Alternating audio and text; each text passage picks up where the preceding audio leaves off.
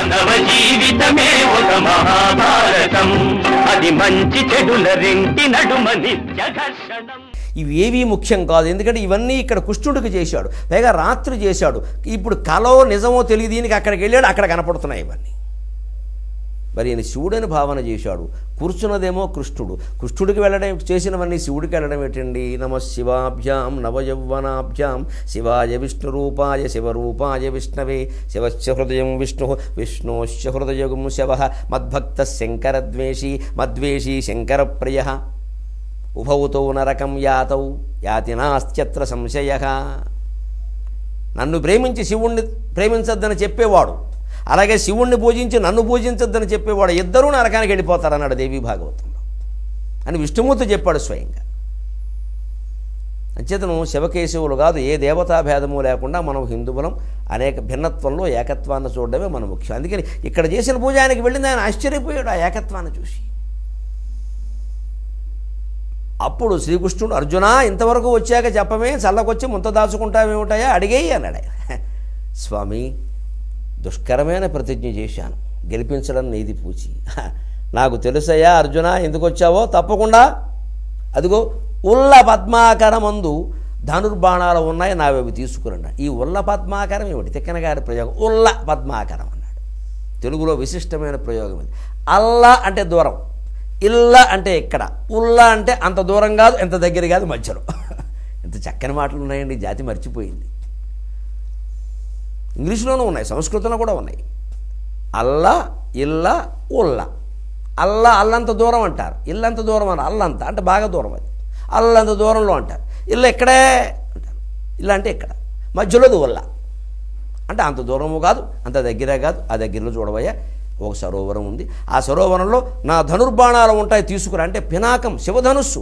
శివధనుస్సు అర్జునుడికి ఇచ్చేస్తాడు. ఎంత ప్రేమ అండి! పినాకం పినాకపాణి, రాముడు కోదండపాణి, విష్ణుమూర్తి శారంగపాణి, అర్జునుడు గాంధీవపాణి. అందుకని పినాకపాణి, నా పినాకము నా బాణాలు ఉన్నాయి తీసుకురా అన్నారు. అనగానే కృష్ణార్జునులు ఇద్దరు బయలుదేరారు. ఉల్ల పద్మాకరంలో అన్నారు. తీరా అక్కడికి వెళ్ళేసరికి ఆ పద్మాకరంలోంచి ఇలా పైకి వచ్చి కనపడుతున్నాయి ధనుర్బాణాలు. ధనుర్బాణాలు కావు, నాలుకలు గ్రోయుచు విషజ్వాలలోని గూడంగా ఉగ్ర సర్పద్వయము ఆభీలాకృతి నుండగా బిట్ట ఆలోకించి జనిత అద్భుతాత్మకులగుచున్. ఇదేమిటి భగవంతుడు పరీక్ష? అక్కడికి వెళ్ళి సరోవరానికి వెళ్ళి అంత దూరము లేదు అంత దగ్గర లేదు, అల్లలా కనబడుతోంది, అక్కడికి వెళ్ళి తెండయ్యా అన్నాడు. భగవంతుడు ఆజ్ఞాపించాడు కదా అని తీరా పెడదామని చూస్తే అక్కడ మామూలు ధనుర్బాణాలు పైకి తేలి ఉన్నాయట. పైకి తేలి ఉన్న ధనుర్బాణాలు కాదు, నాలుకలు క్రోయుషు విషజ్వాలలుని గూడంగా రెండు భయంకరమైన సర్పాలు కనబడ్డాయట. అది కూడా నాలుకలు క్రోయుచు, కో కింద రావత్తు ఉంది ఇక్కడ. ఈ క్రోయు అంటే నాలుకని విషమంగా తిప్పడం, వంకరగా అని తిప్పడం అన్నది. ఆ నాలుకని విషమంగా అడ్డంగా తిప్పడాన్ని దాన్ని సరిగ్గా క్రోయు అంట. సరిగ్గా మీకు చంద్రముఖి సినిమాలో లకలకలకలక అన్నప్పుడు తిరిగింది, సరిగ్గా పద్ధతి అలా చెప్తే అర్థమవుతుంది. అందుకే నాలుకలు క్రోయుషు విషజ్వాలలుని గూడంగా వచ్చిన వాళ్ళ మీద గల బుస్ బుస్ అని కృష్ణార్జునులను కూడా చూడకుండా విషజ్వాలలు కమ్మేస్తున్నాయి. శివధనుస్సు తీసుకురావడం అంత సామాన్యమా? ఈయన ఏమైనా రామచంద్రమూర్తే? రాముడు రాముడే, కృష్ణుడు కృష్ణుడే, పెరుగు పెరిగే, మజ్జిగ మజ్జిగే, తేడా ఉంటుంది. అందుకని ఆ ధనుస్సుల సర్పం అండి, బాణమో సర్పం, విషజ్వాలలోని గూడంగా ఉగ్ర సర్పద్వయం, భయంకరమైన రెండు పాములు ఆభీలాకృతి నుండగా భయంకరంగా ఇలా మీదకు వచ్చేస్తూ ఉంటే బిట్టు ఆలోకించి విచిత్రంగా చూశారు, సంభ్రమంతో చూశారు. బిట్టు ఆలోకించి జనిత అద్భుతాత్మకులగుచున్, అద్భుతమైన మనసుతో ఏమిటిది స్వామి తెమ్మన్నాడు ఇలా ఉన్నాయి అని ఒక్కసారి చూస్తే మళ్ళీ దైవభక్తి కాపాడేది. అటువంటి భయం వేసినప్పుడు ఆకలి వేళల అలపైన వేళల తెకుమహరి నామమే దిక్కు మరి లేదు, ఆకలి వేళల అలపైన వేళల. ఎప్పుడు ఆందోళన కలిగినా, ఎప్పుడు భయం కలిగినా నమశివాయ మర్చిపోకుండా అమ్మా, ఇంకేం అక్కర్లేదు అసలు జీవితంలో. అంతగా వస్తే పూజా మందిరంలో దూరిపోండి, తలుపులు తీసేయండి, దేవుడు ఫోటో ఇలా పట్టేసుకుని నమశివాయ అనండి, దేవుడు కాపాడు తీరతాడు. దానికి బాడా అనుకోవద్దు, నేను అనుభవించి చెబుతున్నా.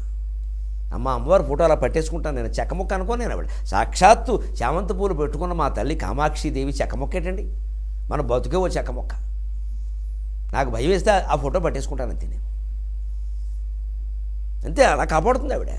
నువ్వు చూసుకోమా అంటాను నేను. 24 గంటల్లో నాకు జవాబు రావాల్సిందే. లేకపోతే మన భక్తి ఎందుకు, మన పద్యాలు ఎందుకు ఇక్కడ? చిత్తశుద్ధి అది ముఖ్యం. అందుకని ఇప్పుడు ఆందోళన కలిగింది కృష్ణార్జునులు ఇద్దరికి కూడా. కృష్ణుడు కొంచెం నవ్వుతున్నాడు, ఇంకా ఆయన అర్జునుడు మన అలా ఉండడుగా. కృష్ణుడికి ఇలాంటివి సామాన్యం. ఆయన కూడా విచిత్రంగానే చూస్తున్నాడు. ఎందుకంటే ఇప్పుడు ఏదో ఆయన నవ్వితే నీకు తెలుసును కూడా నాకు చెప్పరాదంటాడు ఈయన. తక్కువవాడు కాదు జీవుడు, దేవుడిని పట్టుకు లాగేస్తాడు. అందుకని ఆయన కూడా కొంచెం ఆందోళన నటిస్తున్నాడు. ఆయన జగన్నాటక సూత్రధారి. కూర్చో, మళ్ళీ శివధ్యానం చేయన్నారు. ఇద్దరు ఆచమనం చేశారు, శతరుద్రీయాన్ని జపించారు. శతరుద్రీయం భగవంతుడికి చాలా ఇష్టమైనటువంటి మంత్రస్తోత్రం. ఆచమనం చేశారు, శతరుద్రీయాన్ని జపించారు. అప్పుడు అవి ధనుర్బాణాలుగా మారాయి. ధనుర్బాణాలు ఇద్దరు పట్టుకొచ్చారు, కళ్ళకు అద్దుకున్నారు, వాటికి సాష్టాంగ దండ ప్రణామం చేశారు, అర్చన చేశారు. అవి అలా పట్టుకొచ్చి శివుడికి ఇచ్చేలోగా వాటిని శివుడి చేతుల్లోంచి ఒక బాలుడు లాక్కున్నాడు. మరింత ఆశ్చర్యకరమైన విషయం, నీలలోహిత వర్ణంలో ఉన్న బాలుడు, నలుపు ఎరుపు కలిపిన వర్ణంలో ఉన్న ఒక బాలుడు శివుడు చేతిలో వచ్చేలోగా తీసుకున్నాడు. ఇలాగ తీసుకుని ధనుస్సులా ఎక్కుపెట్టాడు, బాణాన్ని ఇలా పెట్టాడు, సరిగ్గా ఇలా చూపిస్తున్నాడు. అర్జునుడు ఏకాగ్రంగా పరిశీలిస్తున్నాడు. కృష్ణుడు వెంటనే కాస్త మనవాడిని ఓ గిల్లు గిల్లాడు. సేమ్ పించంటారా చిన్నపిల్లలు, అలా ఓ గిల్లు గిల్లి చూడు అన్నాడు. ఈయన ఏదో అవి ఇస్తారేమో పట్టుకెడదా, మరే ఇస్తారో అప్పడం ఏంటి ఇవ్వడానికి, చాక్లెట్టా చూడమన్నాడు ఆయన. అలా చూస్తున్నాడు ఆయన, ఏకాగ్రంగా పరిశీలిస్తున్నాడు. అలా పట్టుకోవాలి, ఎలా వెయ్యాలి చూస్తూ. అదే సమయంలో శివాయ గురవే నమః ఆ పాశుపత మంత్ర స్వరూపమంతా అర్జునుడి చెవిలో చెప్పాడు శివుడు. అంటే ఆ ధనుస్సు, ఆ బాణం ద్వారా నీ ధనుస్సు నీ బాణాలనే ఈ మంత్ర ప్రయోగం చేసి ఉపయోగిస్తే పాశుపతం అవుతుంది. పాశుపతం ప్రత్యేకమైన నిర్మాణం ఉండదు అక్కడ, అది మంత్రస్వరూపం ఆ యుగాల్లో. తర్వాత యజ్ఞాలు వచ్చాక తంత్రస్వరూపం, ఇప్పుడు మన కర్మ కొద్దీ యంత్రస్వరూపం. అందుకని ఇప్పుడు అవి లేవంటే ఎలాగా, యంత్రం తంత్రం ఉన్నతమైనది మంత్రం. అంచేత ఆ బాణం ఎలా ఎక్కువ పెట్టాలి, ఎలా ప్రయోగించాలి, మామూలు బాణాలు వేసినట్టు వేసేయకూడదు. అందుకోసం శివుడు ధనుస్సు ఒక మాదిరి మోడల్. అలా శివుడు ధనుస్సు పినాకాన్ని పట్టుకుని ఆ బాణాన్ని ఎక్కుపెట్టే విధానం చూపించాడు ఆ బాలుడు. నటరాజస్వామి కింద ఉండేవాడు మరెవరో, మన గురించి భారతంలోనే చెప్పలేదు, శివస్వరూపమే, బహుశా కుమారస్వామి. అందుకని ఆయన పట్టుకుని చూపిస్తున్న ఏకాగ్రంగా చూశాడు అర్జునుడు. ఓహో, అర్థమైంది. అప్పుడు శివుడు వెంటనే మంత్రస్వరూపాన్ని చెప్పాడు. మరి ఇదివరకు మనకి అరణ్యవాసం జరిగినప్పుడే పాశుపతాస్త్రం ఇచ్చేసాడు అన్నాం కదా. మరిదేమిటంటే మనకి అర్థమయ్యేలా చెప్పాలంటే, యూనివర్సిటీల్లో పరీక్షలు అయిపోగానే అత్యవసరంగా దేనికైనా ఉద్యోగాలకు అవి పెట్టాలి కదంటే ప్రొవిజనల్ సర్టిఫికెట్ అని ఇస్తారు. తర్వాత ఎప్పుడో ఏడాదికో 2 ఏళ్లకో స్నాతకోత్సవం జరిపి ఒరిజినల్ సర్టిఫికెట్ ఇస్తారు. ఆ అరణ్యవాసంలో ఇచ్చింది ప్రొవిజనల్, ఇప్పుడు ఇచ్చింది ఒరిజినల్, అది తేడా.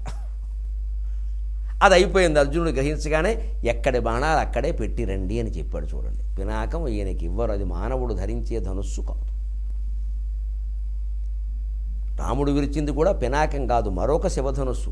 ఒక రాక్షస సంహార సందర్భంలో శివుడు ధరించినటువంటి ధనుస్సుని ఆయన ఒక చోట వదిలేద్దామని చూశాడు. అది ఏదో ఒక దేవరాతుడు అనేటువంటి రాజుకి ఇచ్చాడు, ఆయన ద్వారా జనక మహారాజుకు వచ్చింది. ఆ రకంగా ఎక్కడ బాణాలు అక్కడే మళ్ళీ పినాకం తీసుకెళ్ళి ఎక్కడ ఉన్నవి అక్కడే పెట్టేసేసారు.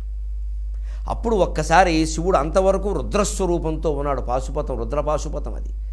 అందుకని ఆ మంత్రస్వరూపం చెప్పినప్పుడు భయంకరంగా ఉన్నాడు. అర్జునుడు తట్టుకోలేకపోతున్నాడు. కృష్ణుడు ఇలా అంటున్నాడు పాపం.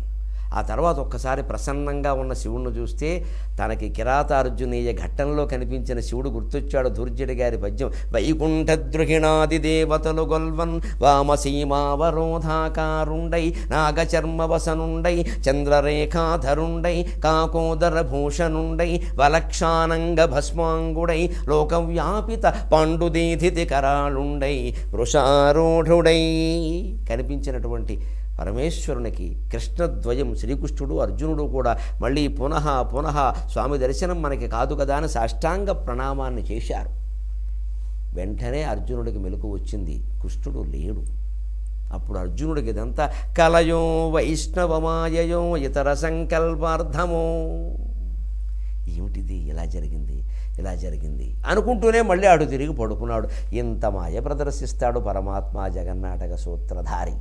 ఇది శ్రీమదుభయ కవిమిత్ర కొమ్మనామాత్యపుత్ర బుధారాధన విరాజి తిక్కన సోమయాజి ప్రణీతంబైన శ్రీమదాంధ్ర మహాభారతంబునందు ద్రోణపర్వంబునందు ద్వితీయాశ్వాసము సంపూర్ణము. మంగళం మహత్. మీ అభిప్రాయాలను సూచనలను మాకు తెలియజేయాల్సిన చిరునామా భక్తి TV, care of Rachana television private limited, road number 92, Jubilee hills, Hyderabad 5,96,000. మా ఇమెయిల్ ఐడి bhaktihyd@gmail.com. మా వెబ్సైట్ www.bhaktitv.org.